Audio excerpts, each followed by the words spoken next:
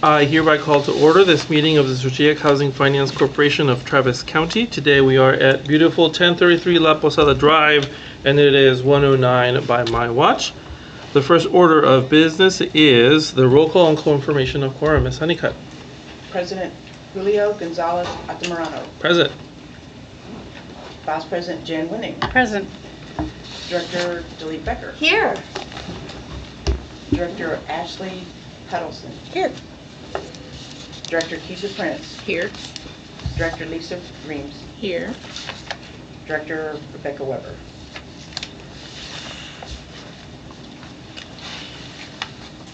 We have a quorum. Yes, wonderful. So we will proceed to agenda item number 2, which is the administrative item. Today, we are going to administer the Strategic Housing Finance Corporation of Travis County Board of Directors oath to our new confirmed appointee, Ms. Ashley Huddleston. Ms. Huddleston, if you will join me. Okay. Are you ready? I am. Okay. Please raise your right hand and repeat after me. I, state your name, I, Ashley Huddleston, do solemnly affirm do solemnly affirm that I have not directly or indirectly paid, that I have not directly or indirectly paid, offered, promised to pay, offered, promised to pay, contributed, or promised to contribute contributed or promised to contribute any money or thing of value, any money or thing of value, or promised any public office or promised any public office or employment for the giving or employment for the giving or withholding or withholding of a vote at the election at which I was elected, at the vote for the election which I was elected, or as a reward to secure my appointment. or as a reward to secure my appointment. In the name and by the authority In the name and by the authority of the state of Texas of the state of Texas and Travis and County, Travis County, I Ashley Huddleston, do solemnly do affirm solemnly affirm that I will faithfully execute that I will faithfully execute the duties of a director of the board the duties of the Director of the Board of the Strategic Housing Finance Corporation of Travis County, of the Strategic Financing Housing Corporation of Travis County, and will to the best of my ability and will to the best of my ability preserve, preserve, protect, protect, and defend and defend the Constitution and laws the Constitution and laws of the United States of the United States and the state of and the Texas. state of Texas. Congratulations and welcome, Director Huddleston. Thank you. Good job. I would like Sorry, I'm late. the record to reflect that Director Weber has joined our quorum. And with that said, we will now move to agenda item number 3, public forum citizen communication. Is there anyone signed up for public communication? Not that I'm aware of. Excellent. We will now move to item number 4, Director's Report. Update from the Executive Director. Ms. Gray, you have the floor. Thank you, President Altamirano. So today is a happy day at Strategic Housing Finance Corporation. Of course, we're welcoming Director Huddleston to the team, but also have other new faces present. And so I'd like to briefly introduce to you David Dynoff, who's our new Deputy Director, and Alex Radke, Director of Real Estate. So I also failed last time to introduce a new contract team member who I don't know where he is, Jackson Mabry, who is with us as a housing finance analyst, and Summer Wright has since joined us as a policy analyst, helping us out in particular with Rosemont Tenant Investment Program. We are continuing apace on hiring. We have active processes underway for the Director of Finance and Administration and a Director of Planning and External Affairs. And now, particularly with Alex and David's arrival, we'll accelerate some of the other hiring and expect to have a number of postings up by early November, with an eye to having those staff members in place by the end of the year or beginning of January. You can go to the next slide, please. So you, in your board packages, of course, have the financial reports for September of 2024. We have cash and cash equivalents currently of just over $9 million and net assets of $10.3 million.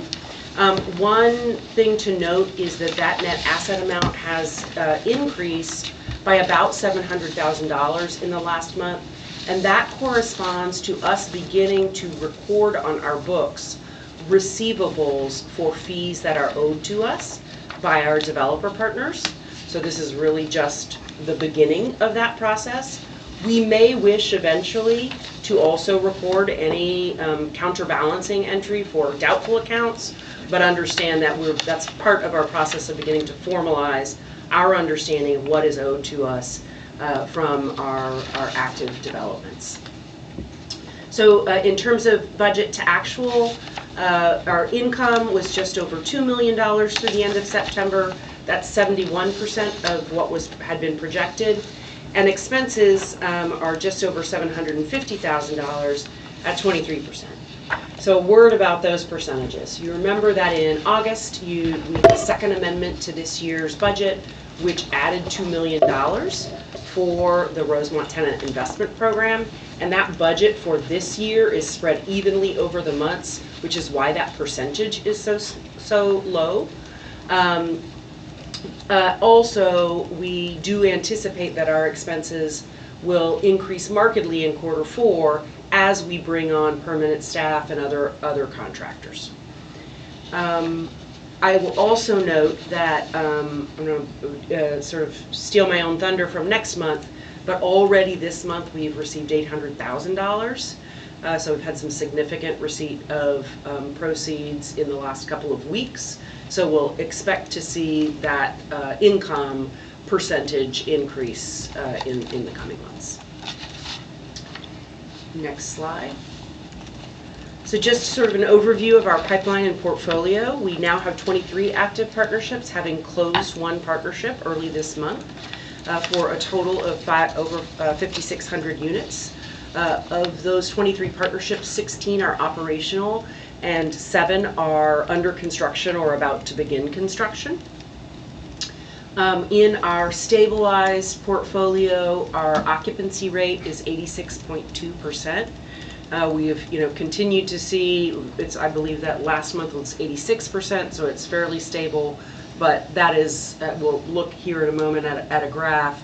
Over the last year, we have seen some decline in occupancy as the market has softened across the community. We do have one project in lease-up right now, so recently completed. That's not included in stabilized occupancy. They are at 90%. They expect to hit their benchmark and convert to their permanent mortgage by the end of the year, which will also, with that, there will be some developer fee owed to Strategic at that time. In terms of pipeline, we have 10 board-approved projects in the pipeline to close. So those are items that you have already voted on. We are either working on or have executed an MOU with those partners, and then would move to final execution of documents closing the partnership, which you would vote on before that occurs. I'm going to we go to the next slide, which is the occupancy report graph. Again, this is, the rate is fairly similar to last month, but we'll be continuing to look at this and look at it more closely as we bring on our asset manager position in the next couple of months. Any questions about pipeline or portfolio or financials before I move on? Would any director like the floor for questions? No questions? I will make a comment. Ms. Gray, as you know, at Real Estate Committee, we want to talk about Villages at Fisk Bill as a template for other policy setting, just to reiterate that in front of the team, so when it comes up and we bring it up, it is not a surprise. Excellent. Thank you. Thank you. So looking forward, I'm happy to report that we have a significant delegation going to the Texas Association of Local Housing Finance Agencies next week, including 2 board members. Vice President Wenig and Director Huddleston will join us there.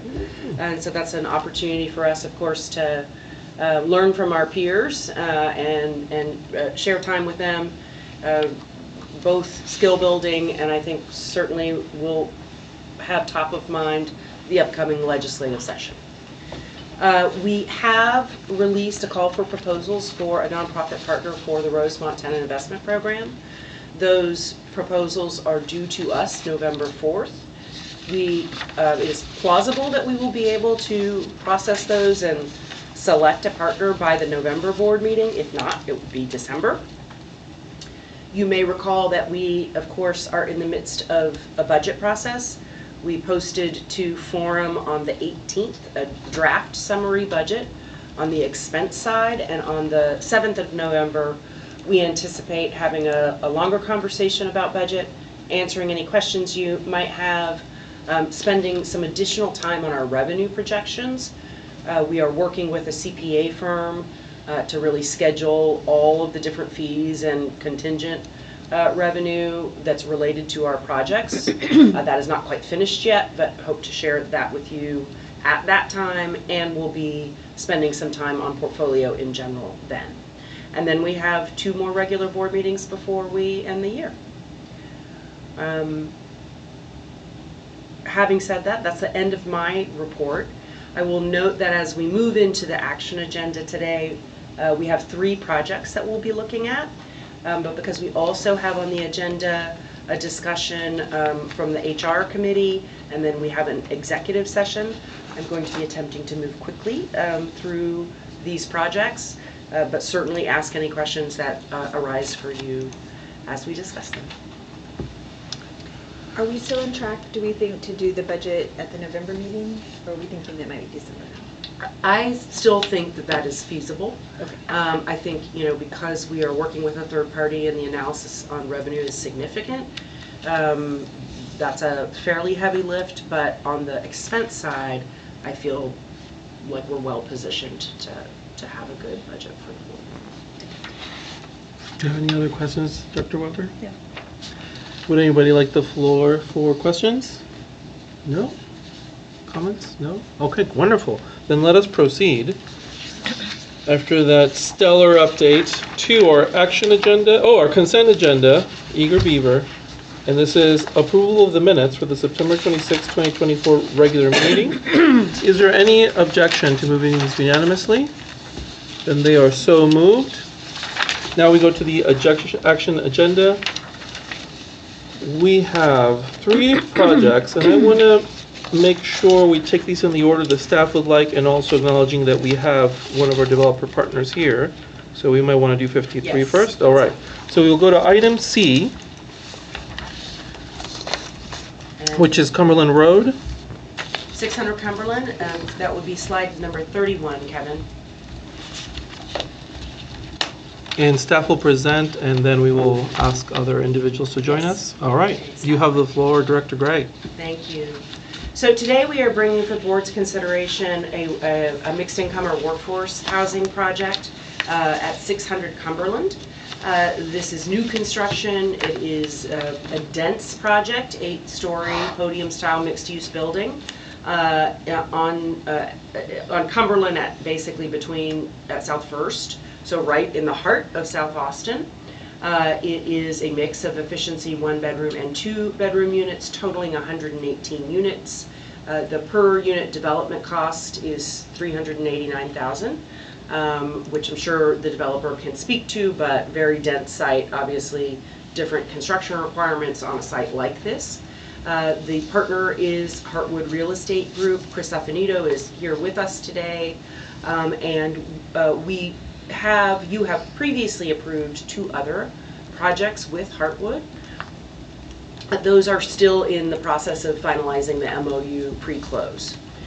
So projected timeline would indicate a construction completion of May 2027 with, I think, significant amenities on site. Next slide, please. So as I said, this is in central South Austin. It is, I would say, this is a very desirable location, the likes of which we have not seen much of in our portfolio at 2612 South First Street. Right off South First Street, on a bus line, close to Dawson Elementary and proximate to Galindo and St. Edward's University. Quite a bit of healthcare resource in the area. And if you think of the new HEB at Old Torf and Congress, about a 5-minute drive from there. Next slide, please. So here you have, this is 3 parcels joined together at South First and Cumberland, totaling just about half an acre. So it is a tight fit, which I'm sure Chris can walk us through in terms of some of the challenges that has presented for the site. We are, again, looking at a mix of efficiencies, 1 and 2 bedrooms, about not quite half 2 bedrooms, the remainder being 1 bedroom and efficiencies. We are at roughly the fairly baseline split of affordability that you have seen in some of the other projects we have looked at just under 20%, 60%, at 60% AMI, 30% at 80, and the remainder at 120 or market. Those are all effectively market rate units, but will be set aside, the majority of those set aside for people earning at or under 120% of AMI. I should have said this at the beginning, but I will remind you, this is also a project that we began underwriting under the original terms that y'all approved last October. We have not yet brought a deal to the board under our new term sheet. One of the reasons we were comfortable with just under 20% at 60% AMI and not all the way is that you'll see as we look at the public benefit analysis that because of the rents in this area, we still capture a significant rent discount overall for this project. So as we look, next slide please, Kevin, at the public benefit analysis for this project, the estimate of the abated property taxes over 15 years is almost $11 million. And we get, so that will be, I don't have the percentage here, 61% of the abated property taxes are in discounted rents. And remember, in our new terms, we didn't have a threshold before, it is at 60. So it exceeds that percentage. With the fees, both earned fees and our share of cash flow and participation in any potential sale or refi, we get to a public benefit ratio without bonus points of 93.7. Heartwood has elected 6.5 bonus points, including the lease addendum, which we don't always see in our project, so we're excited about that, for a total public benefit score of 100.2. You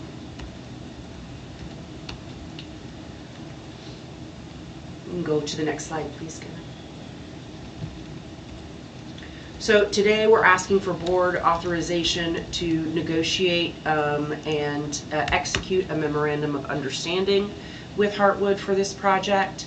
Again, it would return to the board prior to execution of final documents.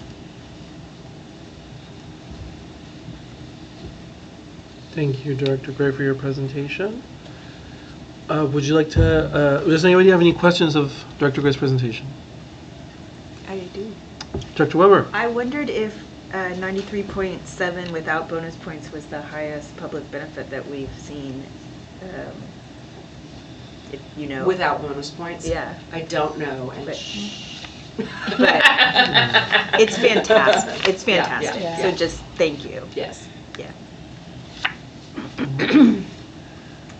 If there are no more questions of Director Gray, are there any questions for our developer partner? We already had a brief conversation about the costs. I think almost everybody understands. Oh, you have a question, so the floor is Director Wennings.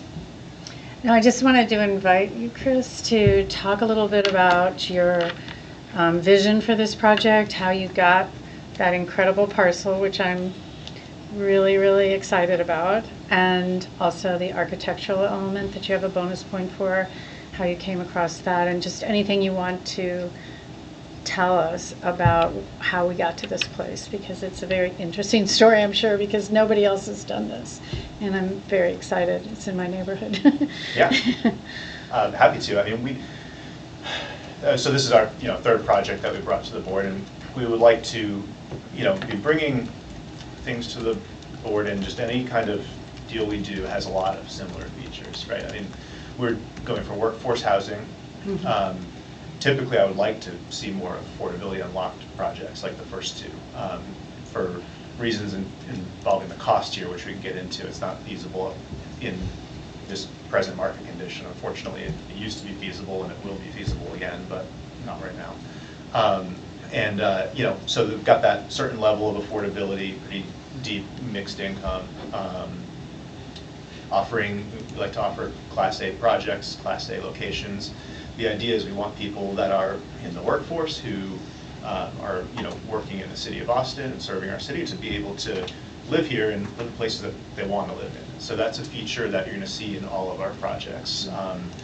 We are always going to be participating in smart housing.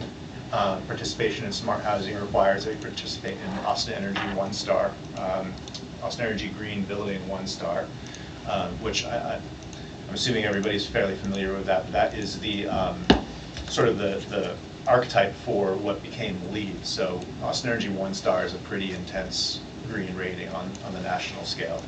And so, you know, at a baseline level, we have, you know, very green, energy efficient buildings. They are almost always developed out of with cold formed metal frames, which have a lot of advantages. It's a better construction type. It's more precise. We get to design it with this like BIM 3D modeling that, you know, is typically reserved for, you know, high-rise office buildings and condo towers. So we're bringing a unique product to the multifamily space, you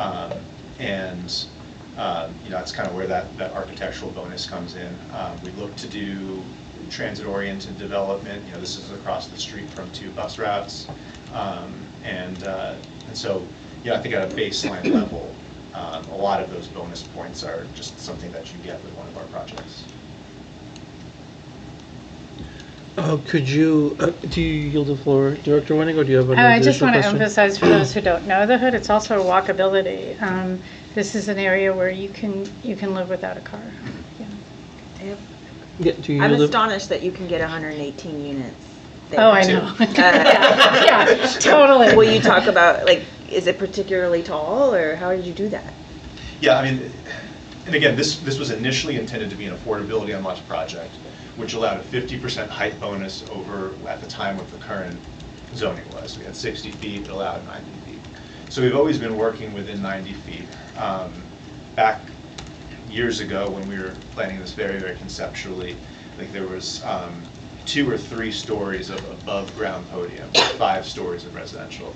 And that yielded about 90 units. It was a little bit cheaper per unit.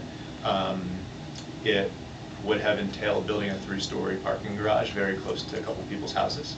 And so we went through a couple different iterations of this, and at the end of the day, we ended up deciding to move that parking underground.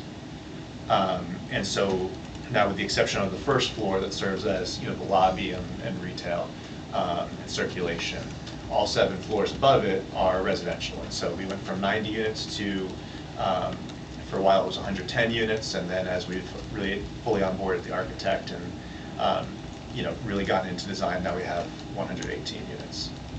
That's awesome. Any other questions? Yes. Yes, Director Becker, the Who floor is is yours. the architect on the project? Perkins Eastman. Okay. So Perkins Eastman is a great, this is our the 3rd time working with them. They are a global firm, and they are like a really good steal for us. They, the co-CEO of Perkins Eastman moved here with his family during the pandemic because his daughters are competitive swimmers, and it's a lot easier to be a competitive swimmer during the pandemic in Texas than it was in New York City. So he moved here, he decided he liked Austin, and he picked one of his very, very highly qualified, very experienced principals to come and open up an office here. And so we got them right at the right time, where this big global firm is trying to build a footprint in Austin. And so we've got a really, really high quality partner here at a price we can afford. Have you selected your general contractor? We've selected a contractor for pre-construction. So that's IE Square Construction, who is doing our Frontier Valley project, which, by the way, is on time and under budget. They are also the developers of an intra-corp townhome project on South First Street, just above Old Torf. So we are about a block or two south of Old Torf on First Street. And we selected them for Frontier Valley because, among a number of reasons, we liked that they were sort of pioneering this metal framing. And so that project called One Oak that Intracorp was doing was their first metal frame building. And so we've selected them for pre-construction.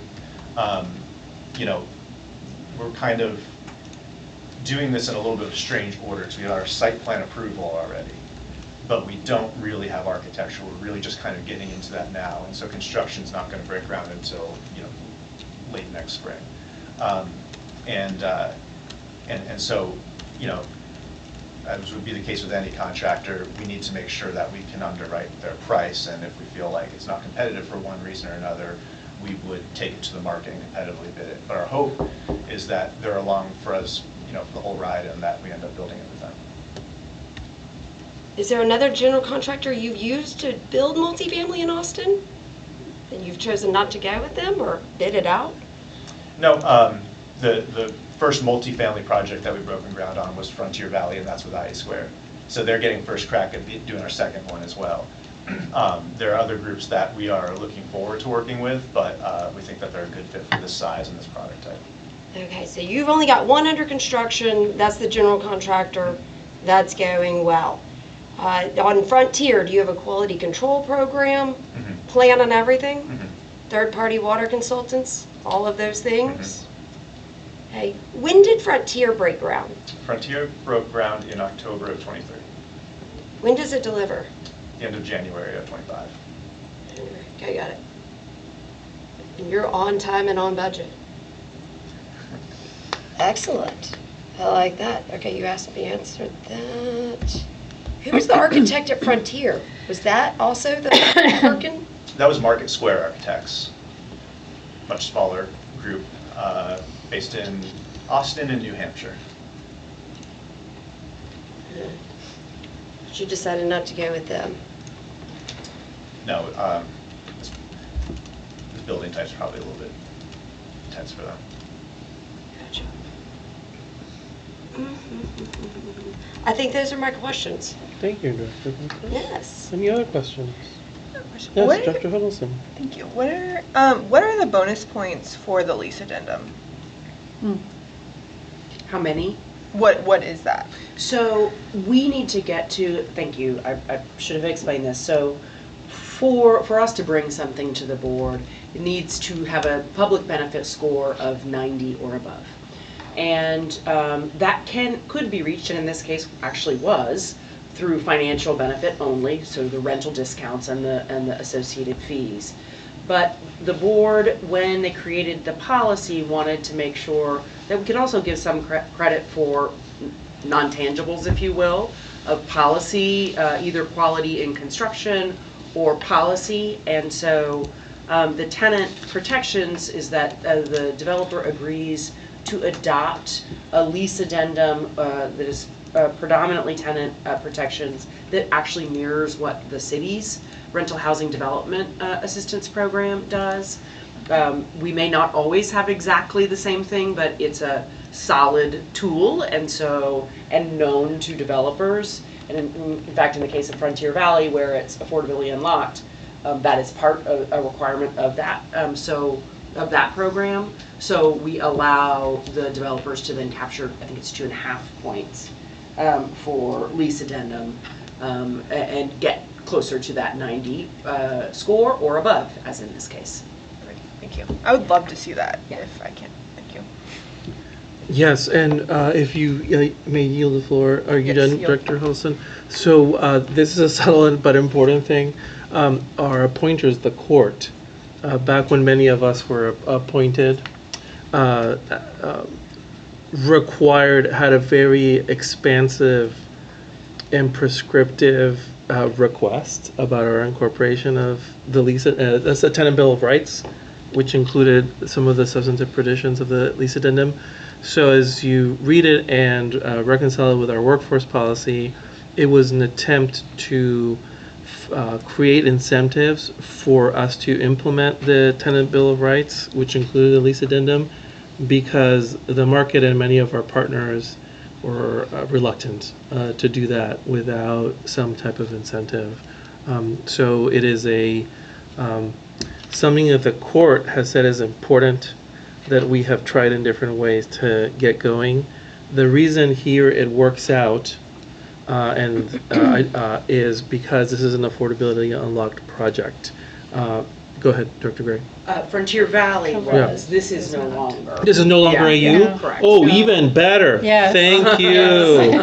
Thank you. Wow. Yes. Wow. Thank you. So this is actually, this is the new DB ETOD that. Nice. just Okay. passed. Got it. And I was reading through that ordinance again recently, and I think I came across that it actually does, I didn't know this when we offered it, but it does actually require the lease addendum. Yeah. This is the DB90 This is the ETOD or the DB90? ETOD. Okay. Got it. Well, the comment I will make when we get to discussion is still relevant, so I just wanted to bookmark that in terms of this. We still value partners that are willing to go through both the city's bureaucracy and our and their policies and our specific workforce policies. Are there any other questions? Yes, Director Becker. Okay, you might have submitted it, and I asked Keith like an hour ago, so it's fine that I don't have it. On any of the projects, the other two that we're negotiating the MOU or this one, have you submitted a contractor qualification statement with their financials and their history? No, but we have that readily available. Fantastic. We had a developer come in August. They submitted it along with all of this information, which was substantial, so we could see what we're actually voting on rather than a vision, which is great, but it really comes down to the building and the construction. So. A couple of notes. So Keith is actually out sick today, I should have mentioned. So we'll get that from Chris and provide it.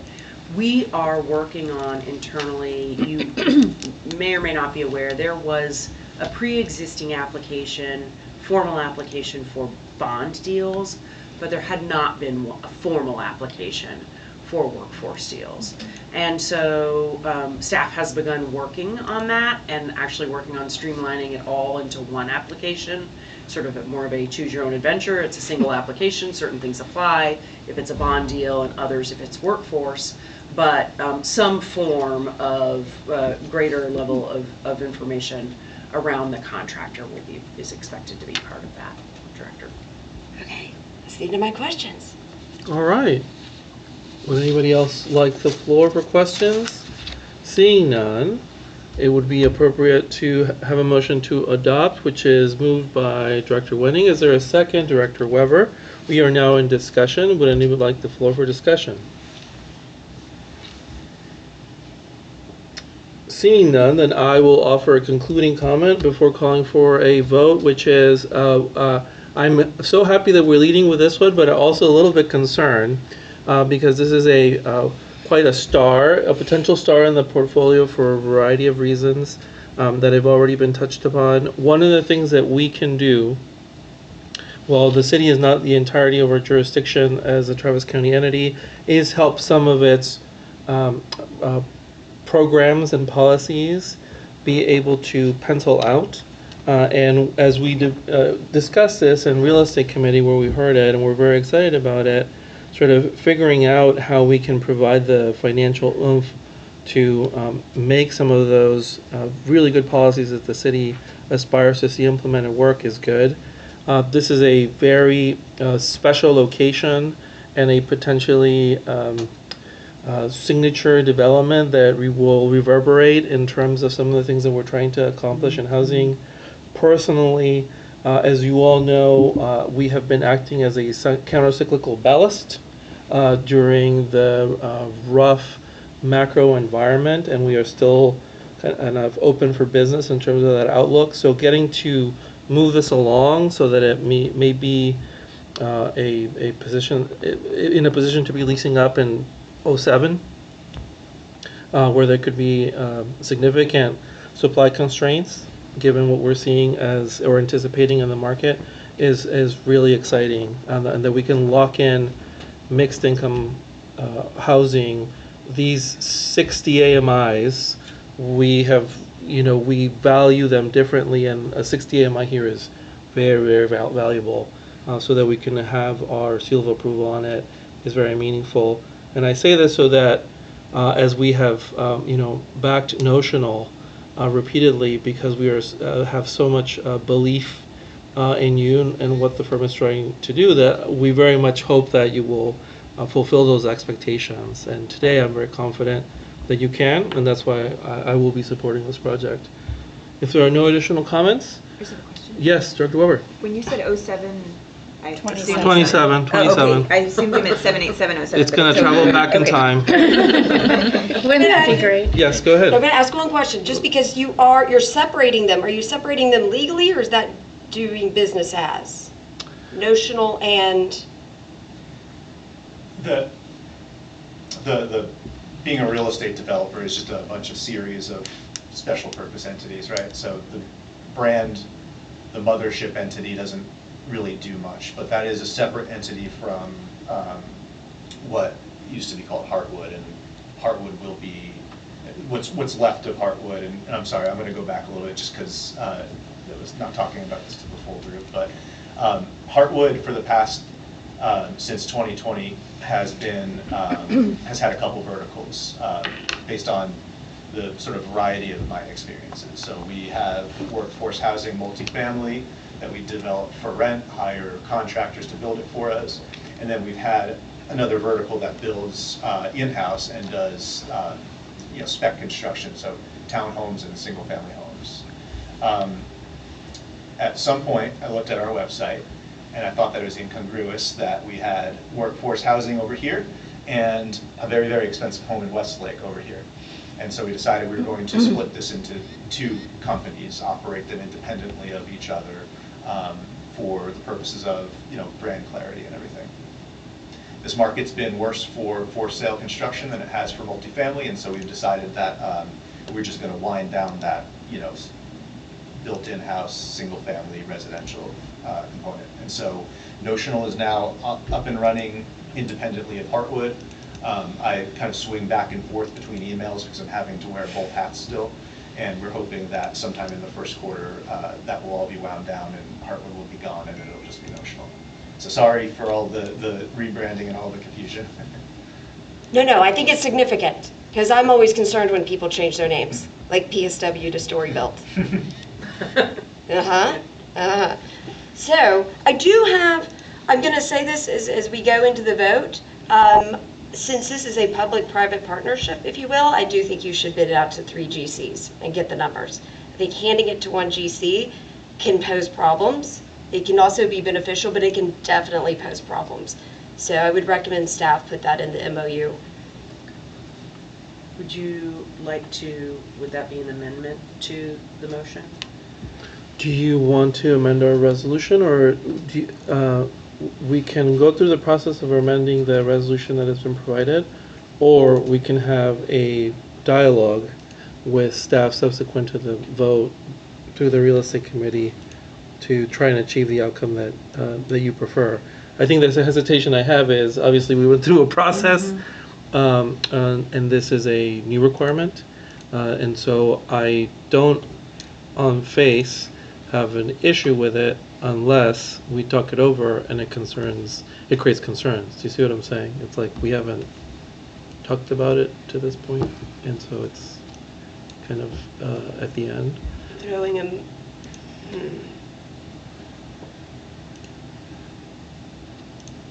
I know, I'm thinking. I mean, it will definitely be in the policy going forward that I recommend, so it won't become an issue down the road. But as far as I can tell, Heartwood has been doing this for 4 years, and it does not have a completed project on the ground for us to go review. That's significant to me, and I do think it's important. The GC is going to be incredibly important on this. And I know Intercorp, they're actually a tenant in one of my buildings. So do I think IE2 is absolutely capable? Yes. Do I think they might be getting over their skis? They might. you could do the 3-bid process and go through it, and you still choose them. We just want to see that as your partner. Again, we're all a little gun-shy, and/or we want to be very preemptively careful that we don't end up with a problem like we have with another project. And therefore, in my case, I want to do everything I can to make sure you're protected and it's a great project. Those are the goals. The question on the table is, do you want to amend the resolution, or do you want to have a conversation with staff and the developer? I have one after. Well, what you can do, as this is a new requirement that has not been in policy or terms that we've adopted previously, is we would have a conversation with staff as they negotiate the MOU. It would be vetted by the real estate committee so that it aligns with the different things that we are working on and how we've been vetting these deals. The challenge is we try to apply the same consistent policy framework and requirements from all developers. This is a new and granular prescriptive requirement that we have not previously vetted. I understand the substance of what you're saying, but it is obviously at a moment in the process that hasn't allowed full deliberation or consideration, although I'm inclined to be supportive given your expertise. So the options are, we can amend the resolution with some language that indicates and provides that direction, and have a vote for that and a discussion on that amendment, or we can adopt the resolution as is and then have a discussion with staff and the developer that's more substantive to try and arrive at something that is satisfactory to you and the other members of the real estate committee and any other director that's interested in this issue. I would like to amend the resolution, and I will say that I have asked every developer that has sat here if they bid it out. So it has not become policy, but it has been something I've always paid attention to. Okay, so we have a motion on the table, and there is a motion to amend, okay? What is your amendment? If you could just say it. The resolution is, let me read it from the Yes. agenda. Director Becker, can I make a quick point? So the resolution is a multi-page resolution that's printed out in here. Okay. I would suggest the amendment be the requirement to bid out the prime subcontractor. Strategic itself typically serves as the general contractor, so just... That is correct. Yes. So So it would be the prime, it'd be... the prime contractor, 3 bids. So the amendment to the resolution to execute a memorandum of understanding. Yeah, so we have a motion to adopt the resolution as was written by staff, which has multiple components. You are seeking to amend the resolution by including language that provides direction. And so in order for that motion to be debated, we need to have a sense of that motion. And I'm trying, and then you gotta say it so that then we can, yeah. Okay, the language for the resolution would be developer is directed to get 3 bids from prime general contractor before selecting their contractor and submit to SHFC. Perhaps direct staff to negotiate into the MOU. Thank you. Okay, I was going to say Bidding before process for the MOU. Prime subcontractor Yeah, I think position. we can insert Director Becker's addendum to authorize and direct officers and staff to negotiate and execute a memorandum of understanding and other agreements related to include a requirement that there be 3 General contractor bids. comma, and related to participation in the ownership of multifamily development. Can we put it right there? Is that okay? So that's the agenda language, Oh, not the no. resolution That's not the itself. resolution, yeah. Oh. There's a resolution in the board book Yes. which is what was referenced by Mr. Ayers. And so we need to amend that resolution with, How about this? Mhm. I'm going to ask Debbie to print out, begins on, I believe it's page 59 and 60 of the board book that was shared, actual resolution, or you've got it in this room. Perhaps you could huddle with Mr. Sayers to propose alternate language. Or, go ahead. I don't want to take this discussion out of order, but I want to be clear that I will be voting against this amendment. We cannot do last minute negotiation. We have had the policy terms debated and discussed in front of this body. I am not in a position to be able to know and reconcile the information that I'm being presented last minute. This is just out of the regular order that we do these transactions. I'm also just concerned, we have no time to vet the language, and it's so important for us to be timely in our transactions. I welcome changes in the regular process to our policy terms, but we are experiencing why we don't do this. It's like we don't have the language, the developer hasn't had a chance to talk it over. We don't have time to talk it over. It would take, it is a matter to be handled at the committee level. So if you want to use the parliamentary powers that you have to make the motion and find the language, that is fine, and we'll keep that order. But I just want to be clear about where I'm going to be on this. So it is, you currently are about to make a motion, which has not received a second. But I want to make sure you understand at least where I stand on this.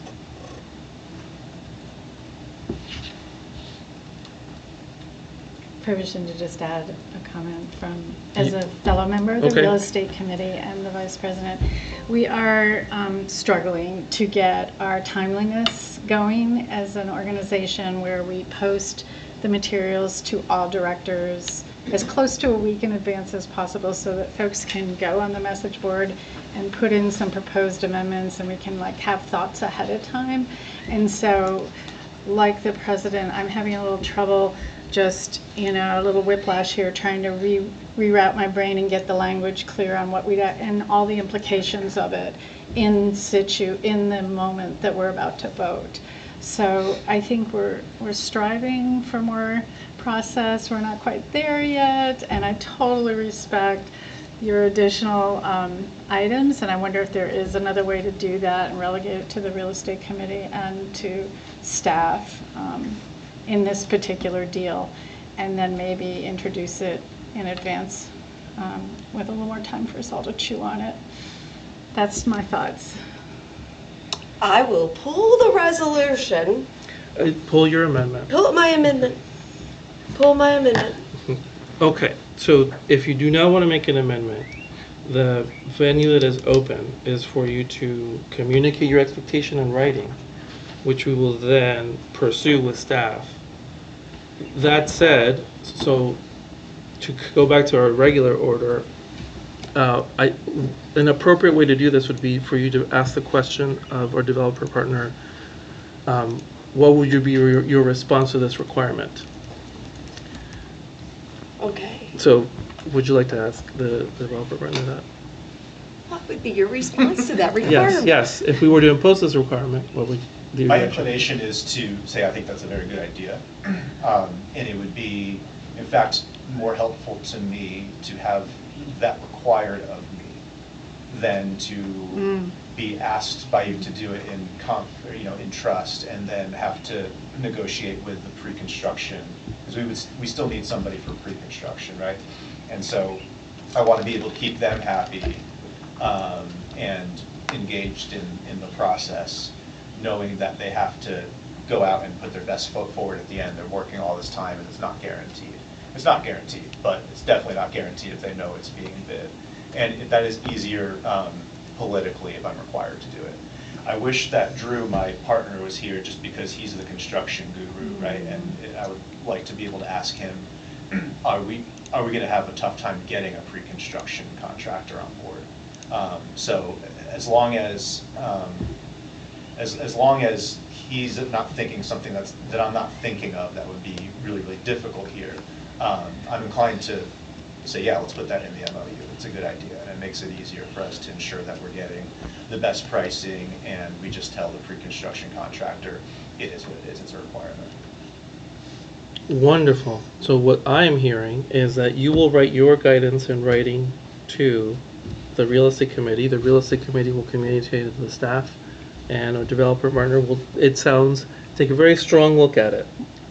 And then on a separate lane, we can revisit the policy discussion on a regular order so that we can achieve some of the goals that are useful.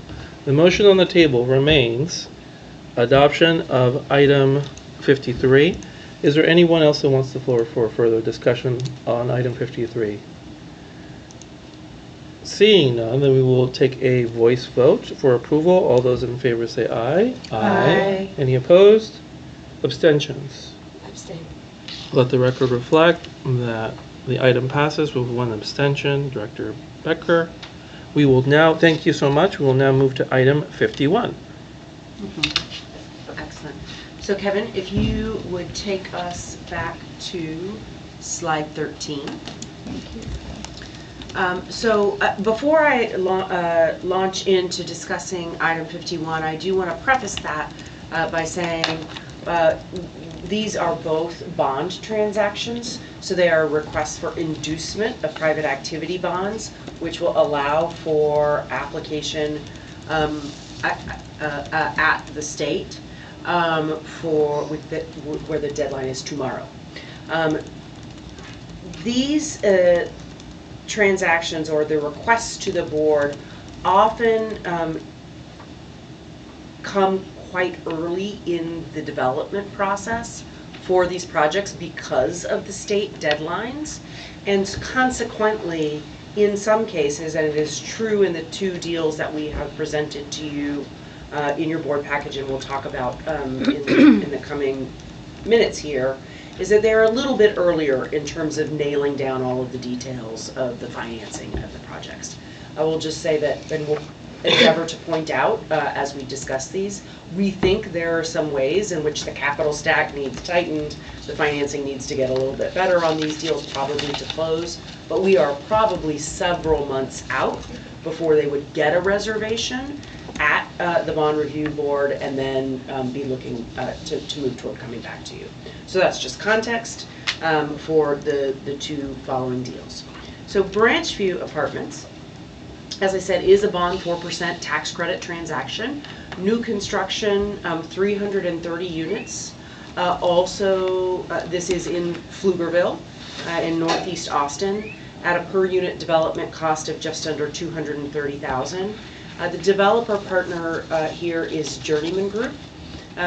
Journeyman is one of the leading multifamily developers in Travis County, very experienced. It would be the first time that Strategic would be partnering with Journeyman. So you can go to the next slide, please, Kevin. So this is on Emmanuel Road in Pflugerville. It is a suburban area. It does have some proximity to healthcare centers. It is not close to public transportation, but there is a park and ride 4 miles from the site. So 25 minutes to downtown, 20 minutes to the Domain, 10 minutes to Samsung in that northeast corridor. Next slide. So here you have, I think, a better view of the slide. This is not too off of DeSalle Road, which is the northern extension of Cameron, just a bit south of Wells Branch Parkway, to give you a sense of the location, and just a bit north of Howard Lane. Next slide. So this is a mix of efficiency 1 and 2 bedrooms. It is predominantly 2 bedroom, about 65%.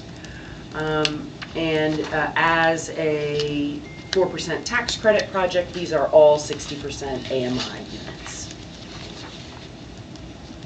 Next slide. So the total development cost is about 76 million. I will say that that $230,000 per unit development cost is significantly lower than we have seen on tax credit projects recently. Credit projects do tend to have a higher per unit development cost, in part because the transaction itself is very expensive. There are lots of lawyers and CPAs and many fees and involved, which does drive up the cost. Journeyman has owned this property for some time, and so while I don't have I think nuance about part of what's keeping that cost lower, likely it is in part the basis of the land. The other piece here is that there is significant deferred developer fee on this deal, and so that is effectively the developer's profit, and this is one of the areas that we would expect to need to see improve before the deal could finalize or attract equity that it needs to on the tax credit side. But it is mathematically feasible, but we anticipate, and the developer has shared with us that it is their hope that improvements in the interest rate environment, et cetera, may create some space within the capital stack that makes the deal pencil and ready to close. And I don't know, Kevin, do we happen to have anyone online? I just want to make sure. I don't know if they're with us online today. So let me know if you see anyone. In the meantime, we'll go on to the next slide. We are requesting, again, an additional initial inducement of $50 million in private activity bonds. As a reminder, it is with private activity bonds, as of right, tax credit equity comes with it. We are asking for $50 million. The pro forma right now has a need for about $40 million. Typically, Hilltop, our financial advisors, et cetera, suggests that we induce a little bit higher to allow for any increase in construction costs between now and the time that the deal might close. I will also note that we do believe this deal will likely need a tax abatement, property tax abatement to pencil. We are not considering that today, in part because this deal came to us fairly recently. We obviously wanted to make the deadline of the inducement, but want more time and space to negotiate a potential partnership on the general partner side before bringing those terms to the board for approval. Thank you, Director Craig. Any questions? Director, why don't you have the floor? I think I have a question that I should wait for. So you tell me if at this point in the preliminary approval to move forward, it's a good time to ask this. But on page 45 of 61 in our packet, there is Exhibit A, quote, "The community will provide resident support services and community amenities to be determined with consent of the corporation at no additional cost to the tenants." Who is the community who will provide the resident support services? I didn't quite understand the language, that's all. I am wondering whether that is a typo. Did you say page 45? It's slide 45 out of Oh. 61. I don't have page numbers on some of these, sorry. And I can wait on that. If somebody here knew off the top of their heads what that was about. Sure. So it's let under me Exhibit A. give the general. I think we may have an answer. Just at a high level, we don't typically use the word project in these resolutions Right. just because of the connotations. Oh. That's right. It sometimes gets misconstrued. Okay. So sometimes we use community or development, those kind of words. It's All just right. kind of a choice of language, and so apology for the confusion. But it's just saying the apartment complex will have some sort of Really? residential support Okay, service. so this is not, okay. I'll track that in the future. Thank you. Thank you, Mr. Sayers. And I think also that language is general language that I believe it applies because the QAP, the tax credit program, does require some on-site services. It tracks to the expectation that there will be services on site in compliance with the tax credit program. Yeah, it's something I look forward to hearing more about. Just a little little note there for staff. Thank you. Seeing no further questions, Director Huddleston, you have the floor. If we approve this, then what, you said it comes back. Correct. So what, at this point, are we approving? So, an application to the bond, we have to induce the bonds to allow an application to the Texas Bond Review Board, which will happen today or tomorrow. And then it enters first into a lottery. And there are various priorities within that lottery, which may result in it being sort of approved and receiving a bond reservation soon, or likely actually several months from now because of that. So it sort of, that lottery establishes the priority and the order in which the Bond Review Board will award a reservation of bonds throughout the course of the year, so it gets them in queue for that. When that occurs, we would then come back to the board. In this case, because we're not including the role as general partner in the resolution today, can you speak to like what the next resolutions might be in that sort of waterfall process? Yeah, so this is, like Director Gray was saying, this is a preliminary approval. It just authorizes us to submit the application to the Bond Review Board. It's not binding. You don't have to do the deal. You don't have to move forward at all. It just allows you to get in line for this developer if you do eventually want to issue bonds. If you do want to move forward with a partnership, we'll do another separate kind of preliminary, hey, we think we want to maybe do a partnership deal here. We direct staff to kind of start laying the foundation and infrastructure to go ahead and do that, and maybe form a subsidiary entity that might be, you know, capitalized and used later, but kind of an on-the-shelf entity type thing. And so there'll be another set of preliminary resolutions, and then you'll eventually approve the full final deal if you do decide, or you'll at least consider it and then decide if you want to move forward later on, kind of when you issue the bonds and close the transaction. And so this is kind of a very preliminary step one. It's also important to induce these early because the developer can be reimbursed for expenses with bond proceeds 6 weeks or 60 days or something, some tax code provision.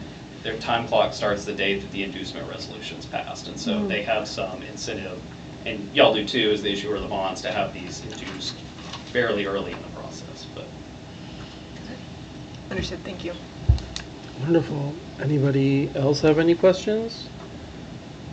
Seeing none, it would be appropriate to make a motion for adoption of Resolution 51. It is made by Director Weber. It is seconded by Director Becker.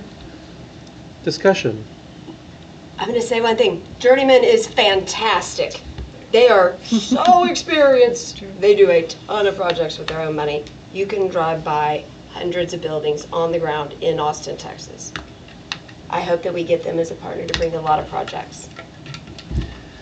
And one way to tie all of these comments together, Director Huddleston, this would not be obvious, but this is not usually when we meet.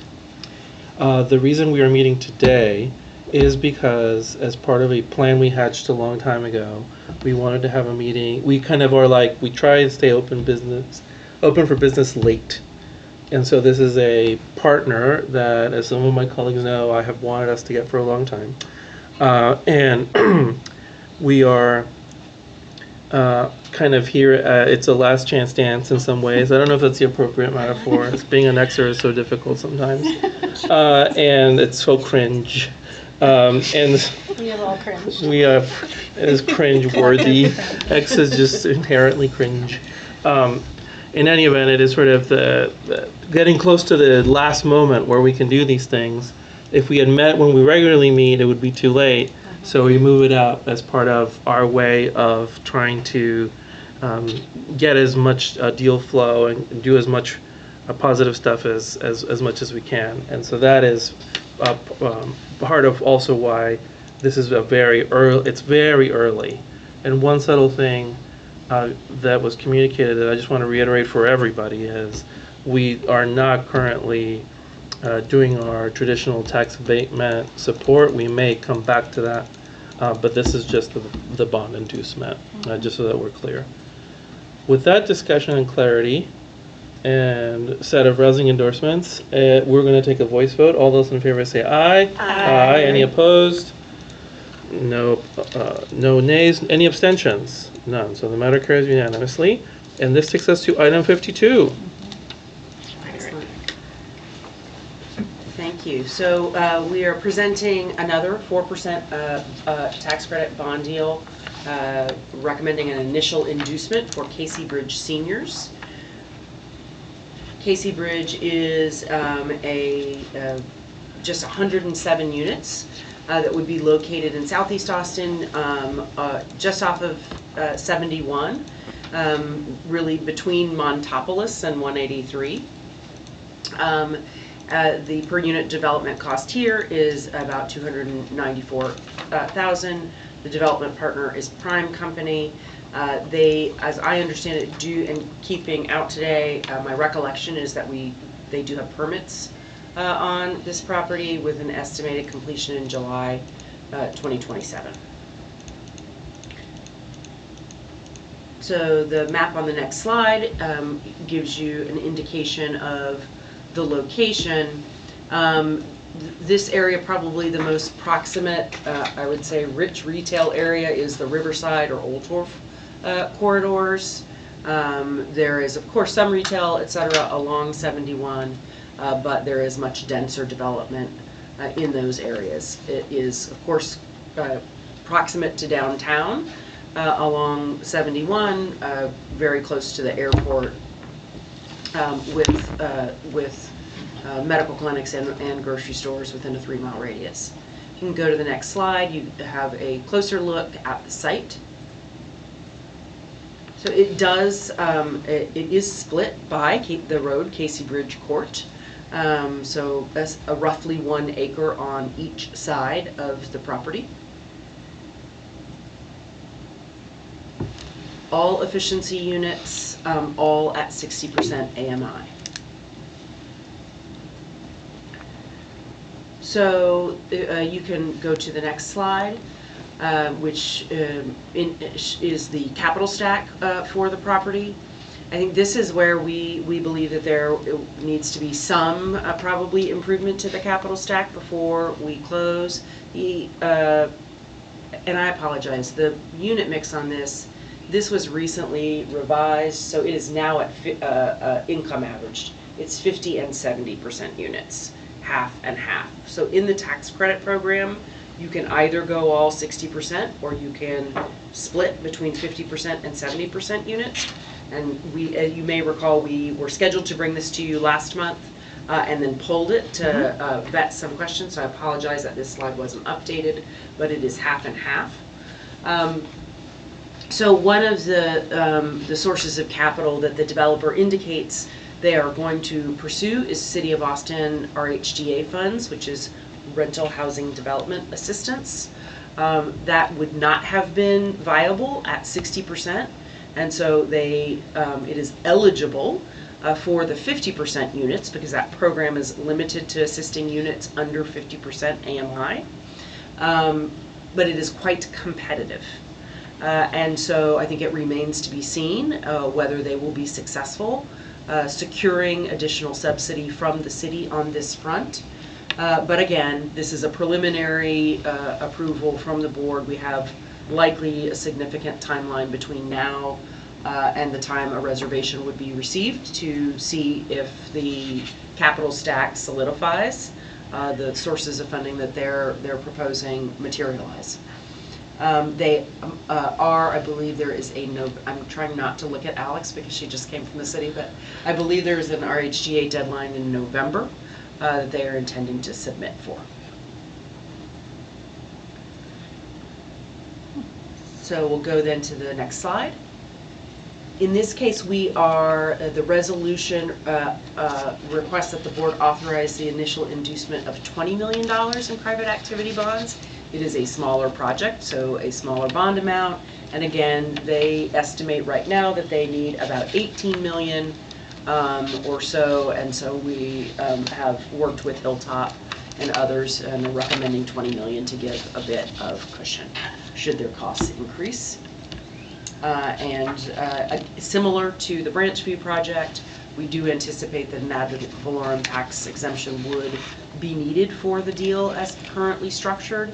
If they were to receive subsidy from the city, likely we allow the city to take the first dibs, if you will, on serving as that partner. But there's potential that Strategic would be asked to do so in the future, and again, we would bring that back to the board as a separate resolution. Thank you, Director Gray. Questions about this project? Director Wenning, I don't mean to cold call you, but I just wanted to make sure that your questions on this were answered to your Sure. satisfaction. Yeah. Yes, okay, good. Yeah. Okay. I did Check. prompt our director Uh-huh. to say how they'll be addressed. And do you want to just explain that process to the So whole? there Because were- I'm probably not the only director that didn't know that that's a great catch-all that comes further down the line. So there were two elements. One was what are the reduced rents? How are those set? And that is sort of statutorily, through the tax credit program, what a 50% rent is or a 70% rent is for a particular unit size. Now, of course, those rents need to be below market, at or below market, or one presumes they won't lease. And so the other thing that happens as part of the tax credit process and the application that must be made to the state is that a market study has to be done. And so there will be a third-party market study that establishes, are these rents marketable, and what would the absorption be at that rate. So just in plain English, for me, Sorry. no, I just want to say that I was talking to our new staff member Summer about this, that I come from a background in VA supportive housing, and I've placed dozens, if not 100 vets in this particular area, and the quoted rents that were reduced were higher than our veterans were paying, and I wanted a market analysis, I can't do it myself, staff probably can't do it, and then our director was able to tell us that further down the pipeline we'll hear about that data and we'll make sure that the quotes match actuals, and that's all the assurance I needed. So it just has to do with public benefit and how we calculate reduced Sure. rents and everything else. So it was just one of those situations where my experience was at odds with the quoted values. So thank you. Any other questions? Okay, then it would be appropriate to have a motion to adopt Resolution 52 made by Director Wenning and seconded by Director Reams. Discussion. Would anybody like the floor for discussion? Not on the topic, but have they gotten any of the people that were online to speak? Oh, I don't know if there's citizen Saying they're communication. there, but For this item, for 52 or in general? no, I meant like in general. Oh. That's why I said it's not related. Okay, Sorry. we will come back to it Yeah. in depth Okay. in just a moment, gladly. good question. On 52, does anybody want the floor for discussion? No? This is such an interesting topic about, and I will just use it as a segue to chat to the broader team. We have my vintage has spent a lot of time. My vintage of the board has spent a lot of time on workforce and mixed income and trying to figure out our play. Up until the arrival of Ms. Gray, and up until really the last, I would say, 90 days, we haven't been doing novel tax credit or light tech work. And I know that everybody is really interested in us developing the same kind of rigor and vision for what we do with tax credits that we've kind of started to build around workforce and some of the other things that we do. And so that will be a challenge for the team as we move forward, because we have accepted that state policy and TDHCA creates a lot of guardrails to really awful outcomes. But I think we're now at a place where we kind of are like, well, but how do we make sure we're spending our time on really awesome outcomes as opposed to just avoiding dystopia? And we want to figure that out. You know, with workforce, we kind of That's not our strategic outlook, Ted. we don't To have a avoid strategic plan, as you know. We're anything. We can be anything for the moment. And then in some areas, like say construction quality, you know, we've grown a lot. In some areas like public benefit scoring, we've grown a lot. With tax credits, we don't have that. And so this is a little vignette, kind of the market study thing Yeah. that I wanted to elevate so that we are reminded that when we come back and are talking about tax credit policy, it's stuff like this. We're kind of like, we know it's not going to be bad, but we want it to be good. That was my only comment on this. Seeing no other comments, then we'll take a voice vote for approval. All those in favor say aye. Aye. Any opposed? Any abstentions? Carries unanimously. We have completed the action agenda, and so I'm going to return to item 3. Public forum, citizen communication. Ms. Honeycutt, is there anyone that wanted to offer a public comment or citizen communication? Or Kevin. Or Kevin, I'm so sorry. Oh, Can't see Kevin back there. Kevin's It's hiding. quiet. He's got like a console Yeah. there. It's like a, Yeah, he's got like a Nintendo back there. Yeah, He's just playing. yeah. Oh, you mean he looks, you mean a AV console? yes. That's right. Sorry. He said a Nintendo. Yeah. Yeah. It looks like a cockpit. They Let's call put it a that way. switch It looks now. like, They call it a switch. Shannon, are we aware of anyone who was online that was, okay. Yeah. No? Yes. Okay. Yeah, I We have do numerous people. We do, okay, we Yes, do. there are Oh, folks. No one okay. has raised their hand or submitted a comment. So I was saying that wanted to speak. Yeah. Okay. Okay. Okay, thank you. We want to The invitation. be attentive to our stakeholders, and the tenants are a critical stakeholder. But if there's no one ready, then we will move on to item 7, discussion items. We have an item that will require executive session. We're going to do that at the end. And so we're going to start with executive director evaluation process criteria. And I'm going to yield to Director Wenig and Director Prince, who have led this effort.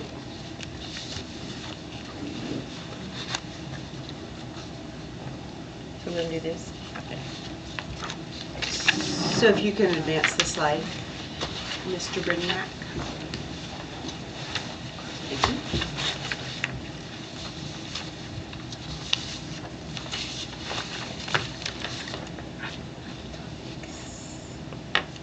So we can go to the next one?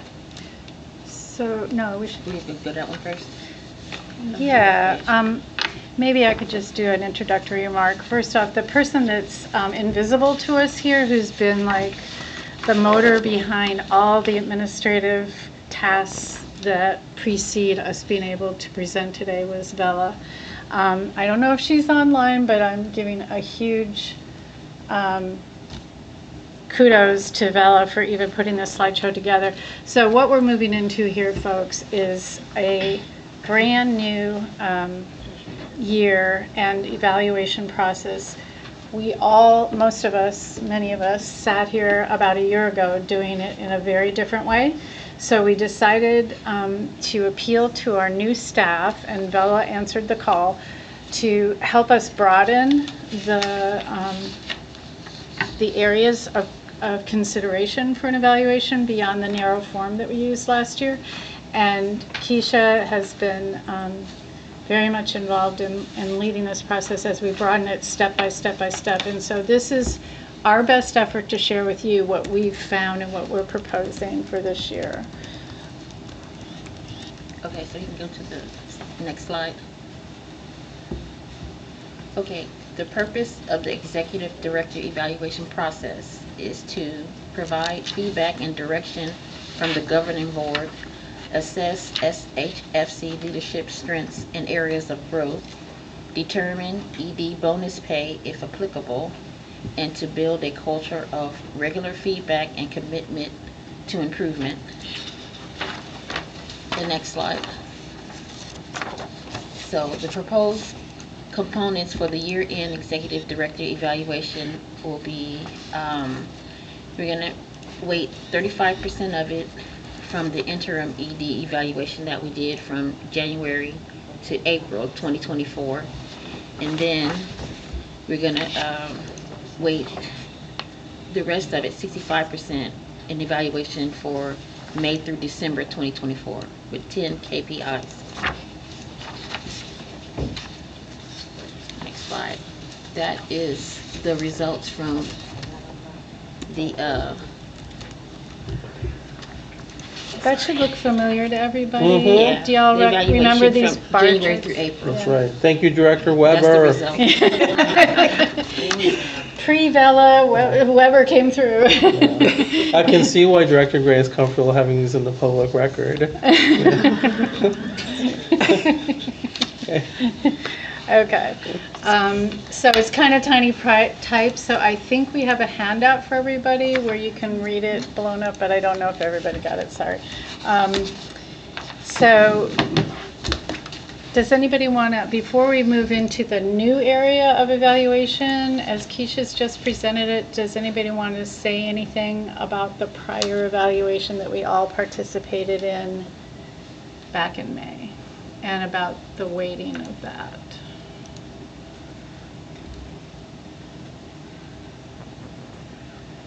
All right.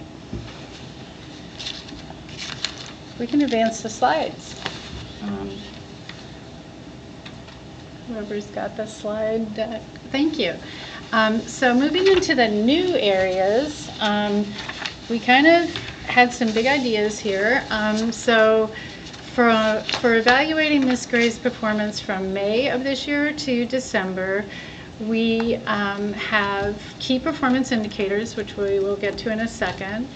We also are going to use a 5-point scale this year, which should help us kind of grade it a little more closely in terms of what we think the performance has been like.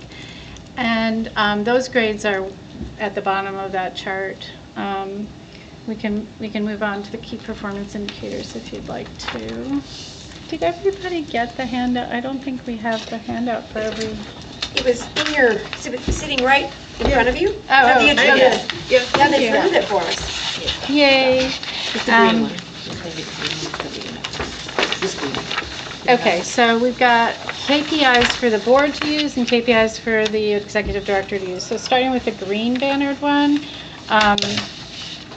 those are largely borrowed from materials that have been amassed previously. They're very similar to last year's actually. So if you just want to take a minute and look at how we've clumped them into housing management, finance and resource management, organizational management, which includes some additional measures that I'll elaborate on, and the Likert scale or the scoring system is explained at the bottom. We've also added 3 questions that are open-ended for each director to answer.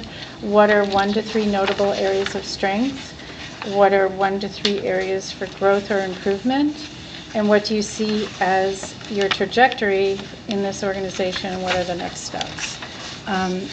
So we've added those, and on the chart as it's in front of us right now, I just want to explain we've got sub-surveys that are actually ready to fly. They're ready to launch. On line 6, we have an employee satisfaction and climate survey that is on a maroon banner. So if people want to read that more closely, it's attempting to capture one time for 2024 how things are going with staff, even though we have skeleton staff and a lot of contractors.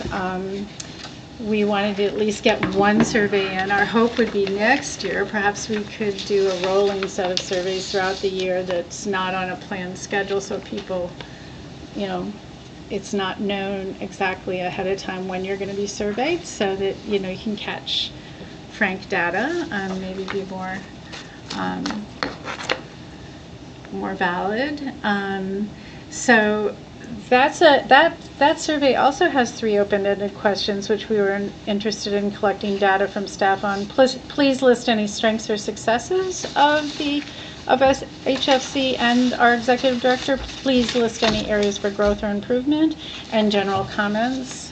And we also are asking for a self-evaluation, which I think is on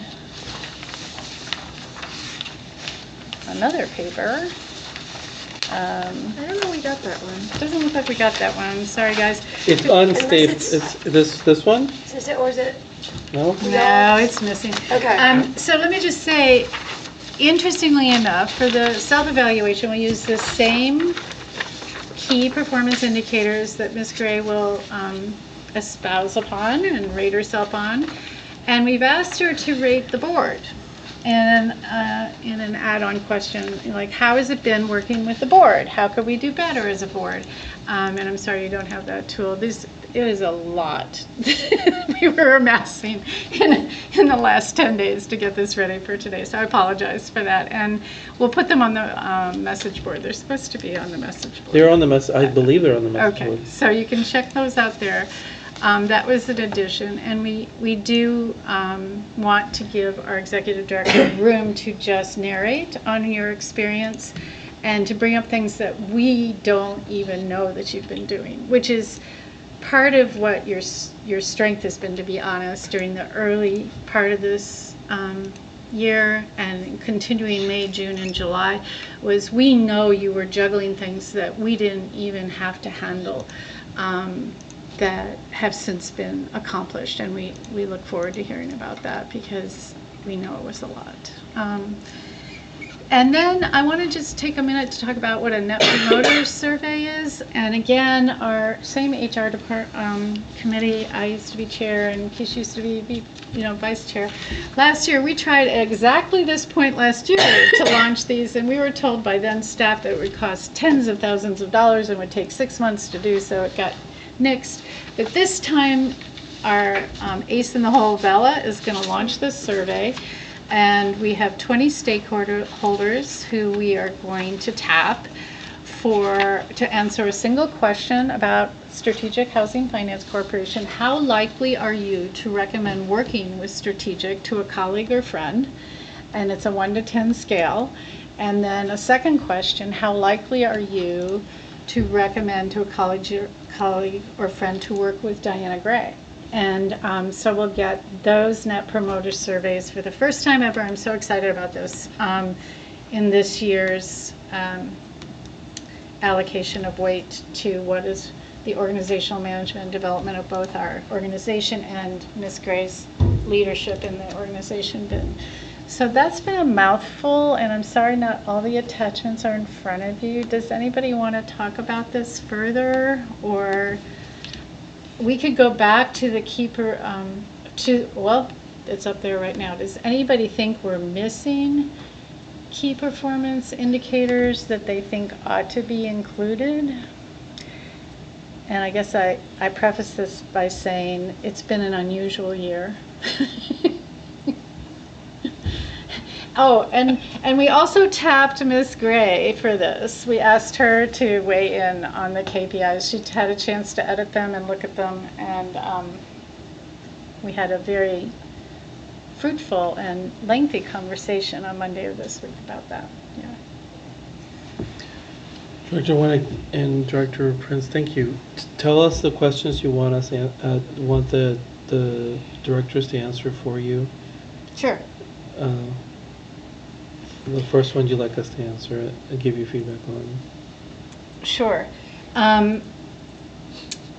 So looking at the screen, is there anything about those measures that you think is irrelevant you'd like to strike, or an additional measure that you'd like to include? Yes. Director Winnick, I think this is a great list. Obviously, it's based on the list that we approved last time. It's stuff we talk a lot about. And so when I got all these materials, I was like really excited and amazed how far we've come from where we've been. And so I was just like, oh, this is all very clear. If Ms. Gray, feels it's fair, I think we're done here. This is great. I did want to go back to one which was a real pain the first time we developed it, and it was important conceptually, but it was hard to figure out how to do it. and that's cost effectiveness. Mhm. We've always tried to figure out a way of like, how are we not getting too bloated? Yeah. You know, how are we not getting too bloated? Mm-hmm. Right, but at the same time, it's like we're obviously putting the, you know, accelerator.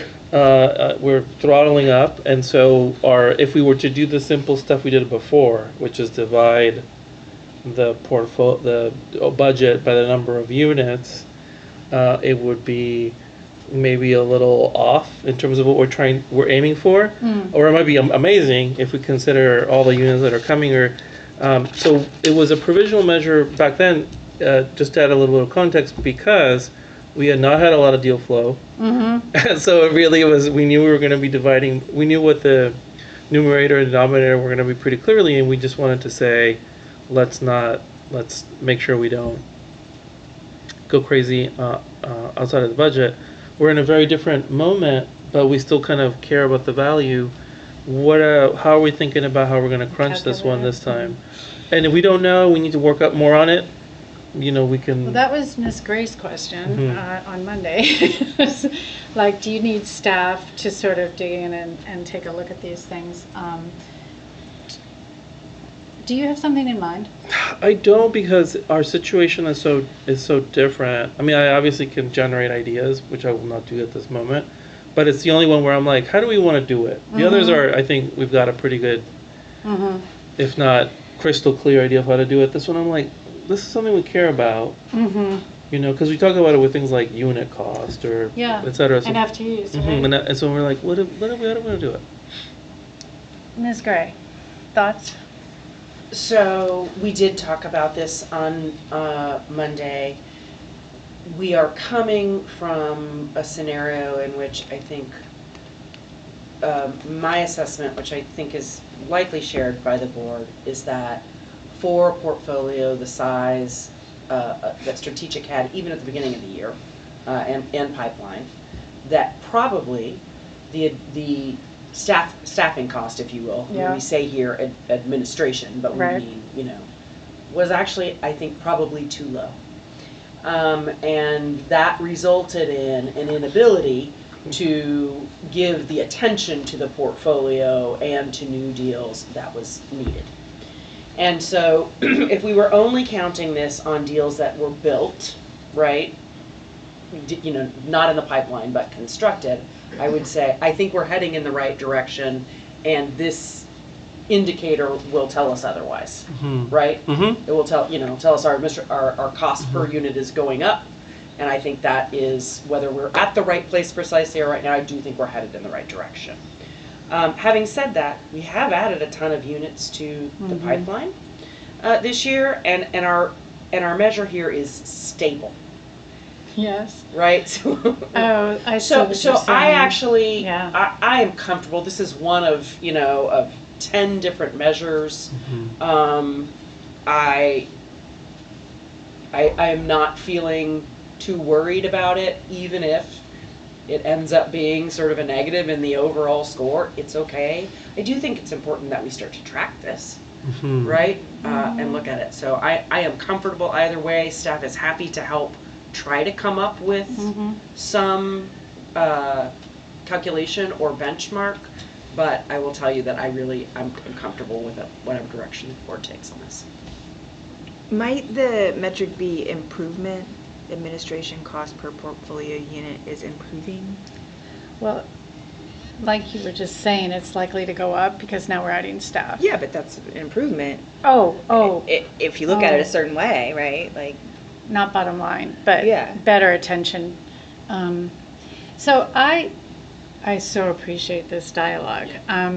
I think your self-eval can flush this out and help us understand that item in a way that it may be harder for us to score. And maybe we should add that, like, roll that into that line item in the blue on our handouts, is that with input from ED. That's a really elegant solution. I will provide one more piece of feedback, and then I want to hear from other people, and then we can move on, just to keep the meeting time that we promised to ourselves.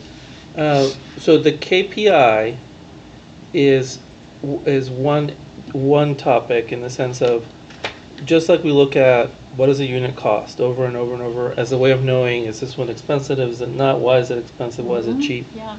Right, we need a Yes. number that we look at in the executive director's report, For say, efficiency. where it's like, are we spending too much, are we spending too little, why? And I think that's the number I'm looking forward to figuring out at some point soon for the enterprise. In terms of the eval, at the discretion of, the chair and vice chair of HR, you can make it qualitative, which is, describe what your sense of our cost effectiveness for the budget calendar year, what have you, and then we assess that, and that's a way of resolving this issue in the short term. But the KPI, I feel like we got to have a cost effectiveness KPI, whatever it may be. Well, I actually think the ED, when she does a self-eval, could come up with measurables in her self-eval for that we could import to this item. Is it gonna happen in that order, that before we Yes. evaluate? Yes. The ED will be? Yes. Okay. So here I think is the struggle I have with coming up with a KPI is that I do not today have in mind, nor am I certain that we as an organization have I think solid enough information to say, here's a benchmark, here's what's good. Because I think in most cases, the impulse would be cost effectiveness is our overhead cost per unit produced is trending downward, right? And so I might suggest that there are two different things. One is, are we measuring the KPI? We should be over time, right? The second is, do you use that calculated KPI for this year's evaluation?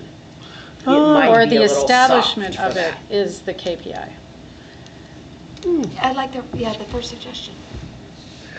Have we set things in place so that we will be measuring? In the future. This is the baseline. Yeah. Have you made a satisfactory effort towards tracking cost effectiveness as measured by a cost per unit ratio? Yeah, Is that where is that the permutation of what you both Yeah. are saying? Did I get that right? Yeah. So it becomes deliberate subjective next. instead of objective. Sorry? So for the board, it's a subjective, we aren't gonna get objective data on that. It's a subjective, We'll get the establishment of a first time pass at it, right? We will, in the director's report, say every quarter or what have you, for example, I'm not saying let's do this, but what we're saying is we want to track it. How much what is our cost per unit in the total, all units visible to us, say. But in terms of the form for this for this winter, it will be a narrative where we will say it has gone up, and it has gone up for these reasons, and then we, as you're saying, subjectively will determine where in the 5-point that makes us feel. And before we were not in a place where we could have subjective criteria. I think here, the fact that we're having this discussion is part of why we feel comfortable having subjective criteria this year. And then moving forward, the balance between whatever ratio we settle on and the subjective discussion for the eval may change. Are you comfortable with that, Madam Gray? So I'm not certain I'm entirely clear. Here's what I would suggest. The evaluation is a retrospective. So I don't know that it makes that much sense to say we're going to evaluate you based on something you do as part of your evaluation process, right? Come up with it now and we'll... I would say Fair. This, for me, it would make sense to say board members have an assessment of performance on cost effectiveness. Have you observed your leadership tending to the cost effectiveness of what our budget is compared to what we're producing, right, and what we're tending to in terms of our portfolio? Remember that we are doing this somewhat improvisationally. I've only been in this seat permanently for, I can't do the math, we're at 4 months. And that, you know, our intent is that hopefully by the end of the year, we kind of come up with what the KPIs are for the year going forward. And I'm, perfect, I think we'll be happy to try to work through something that's more measurable. Then I think, to me, it seems to make most sense that this be a subjective criteria for this year. This is a discussion, we're not taking a vote, so anybody thinking of anything different or want to, I'm sorry, you're the chair. Yes, but I've yielded to you since you and Director Prince, so you are leading it.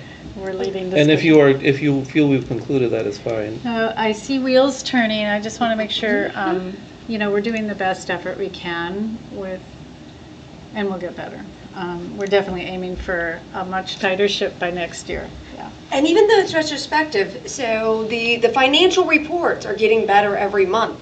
In my mind, knowing that, let's say we'll pretend you go make a report on how you're going to report for the next 5 years, every month on it, that would be moving in the direction of reporting on our cost effectiveness.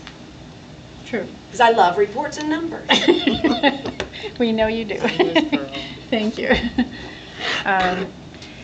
Okay. I want to point out that number 10 is the first time it's ever been on a KPI for strategic that I'm aware of, and it's a measure of Madam Executive Director, Ms. Gray's ability to lead and stabilize the organization through a transition into an independently operating HFC. This is not minor, and we intentionally added it to the KPIs. It'll only be there this 1 year, but I invite each and every director to reflect on that. It's a big part. Yeah.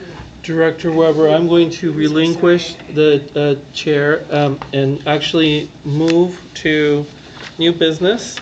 Well, before you leave, Director Weber, I keep wanting to call you Rebecca, so then I got to push Director Weber. When would you like feedback on the budget and the bylaws, which you and Director Prince have done so much work on? When would you mind posting on the message board deadlines for us so that we can keep things on track in a way that fits with your schedule and the staff schedule? And that is it. Absolutely. Okay. And I'm sorry, I have to go pick up kids. We understand. And so we have, if we could go back to discussion, the eval process. Director Wenning, have you concluded the eval process discussion? Director Prince, have you? Yes? Okay. Yes. One, thank you, Director Prince and Director Wenning for your... And Vella. And Vella. I feel it's in a very great place. So with that said, now we are going to go to the last substantive item we have, which will require executive session. There's a special treat in executive session, directors, so get ready. But first I have to call for it in the appropriate way so that we are not the victims of litigation.